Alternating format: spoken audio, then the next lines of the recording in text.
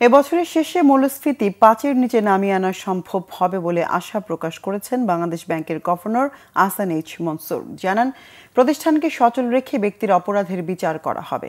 বৃহস্পতিবার রাজধানীর বিডা মিলনায়তনে বিদেশি বিনিয়োগের পর পাশাপাশি দেশীয় বিনিয়োগ আকর্ষণে বিডার গেল ১ বছরের কার্যক্রম তুলে ধরেন বিডার চেয়ারম্যান আশিক চৌধুরী। বলেন, বিদেশি বিনিয়োগ আকর্ষণে ১.২৫% প্রণোদনা দেবে সরকার।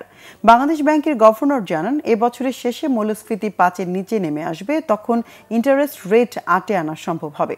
তথ্য লুকানোর আগে যে খেলাপি ৯% থেকে বেড়ে ৩৫% হয়েছে, মার্চে তা ১০% কমানো সম্ভব বলে জানান গভর্নর। বলেন, খেলাপি এবং অপরাধীদের বিরুদ্ধে আইনের কঠোর প্রয়োগ হবে। ব্যক্তি ইচ্ছায় আর পাওয়ার প্ল্যান্ট করা হবে না বলে উল্লেখ করে জ্বালানি উপদেষ্টা ফজল কবির খান বলেন, দেশে যে হারে সড়কে জমি অধিগ্রহণ করা হচ্ছে তাতে একসময় কবরের জায়গাও পাওয়া যাবে না।